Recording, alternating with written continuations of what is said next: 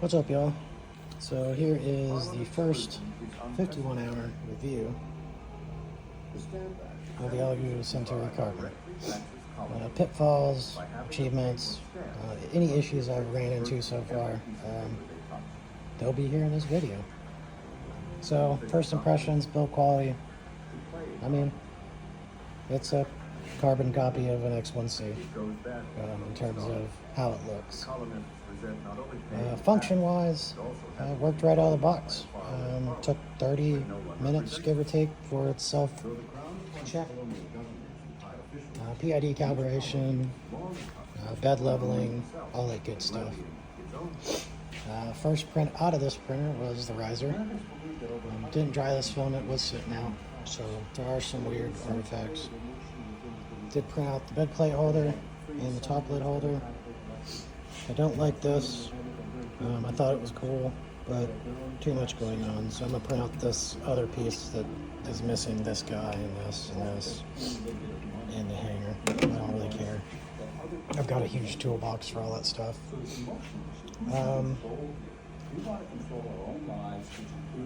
Pitfalls. The biggest issue I ran into was with the new firmware 1.1.46. Causes the model fan to malfunction when it spins slower than right around 15-ish%. You can force it back on by telling the fan to go above 15. That's problematic. It should just work. It is a bug, and you can fix it by rolling back your firmware to 1.1.25. You can get that by reaching out to Elegoo. I'm sure you could probably find it online too. I reached out to Elegoo and said, hey, I think there's a bug with the firmware on the fan controller. They didn't confirm nor deny it.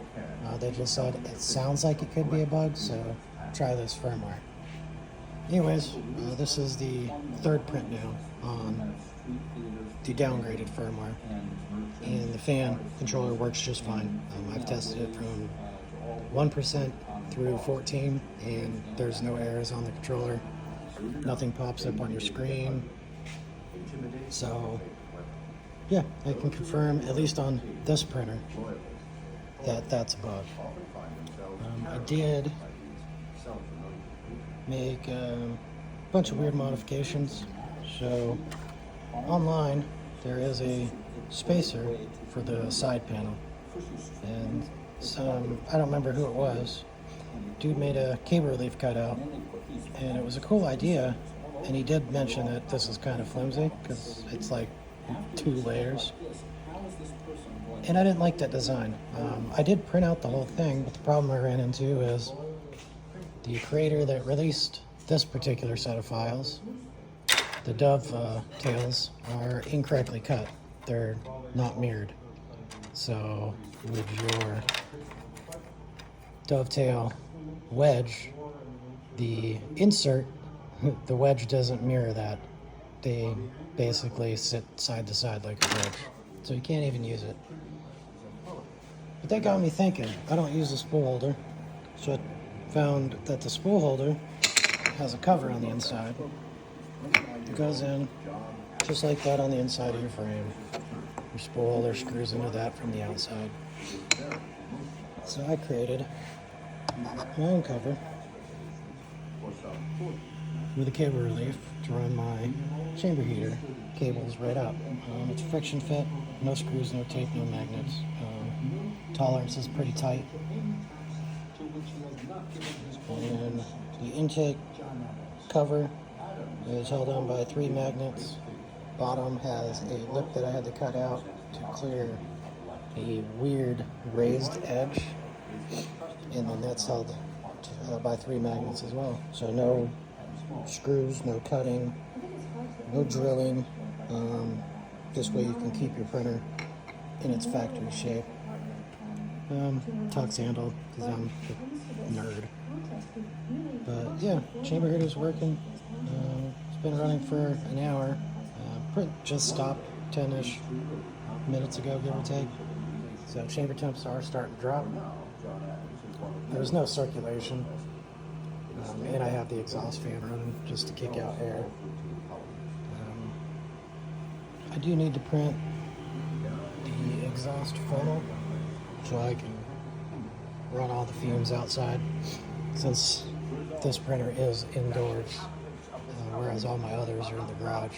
I've got a couple X1Cs, H2D, had a K1 Max, but the bed is so warped on it now that I just got tired of it failing, and I took it to the desert and blew it up with some Tannerite.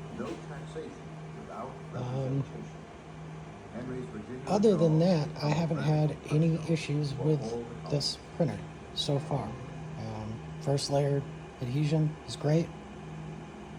I've had to adjust the offset 0.2 millimeters down, and that was just for this build plate, which is the carbon fiber smooth build plate double side. The textured PEI plate that comes with it worked great.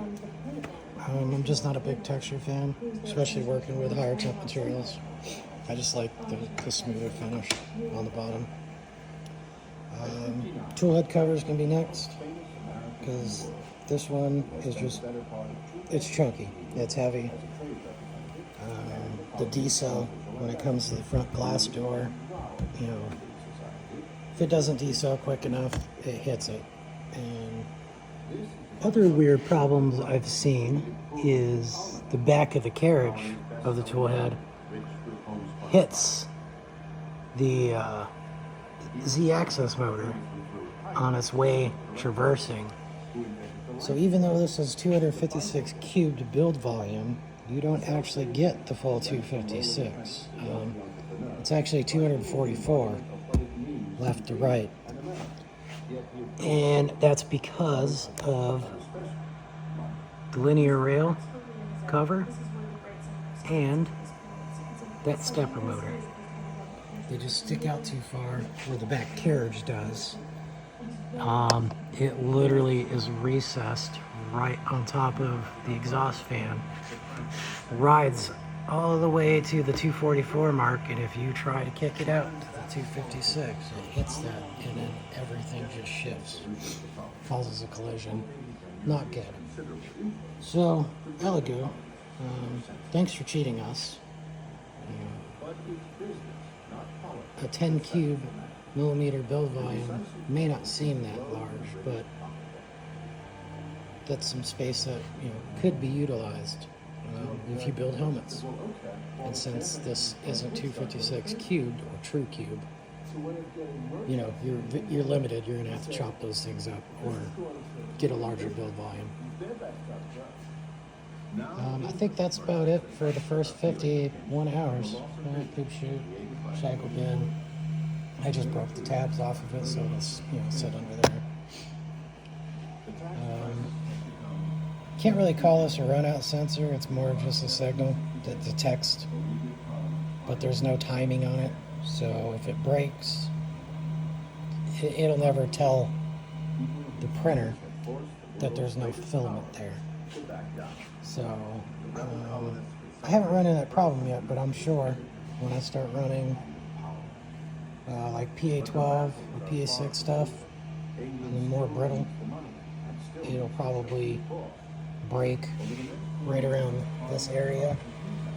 I did relieve the PTFT or tube from the chain because that was an issue that I tested. I ran a meter of PA12 through it in its stock configuration, and it kept snapping right in this area, and sometimes back here because it was just too broad of an angle shift.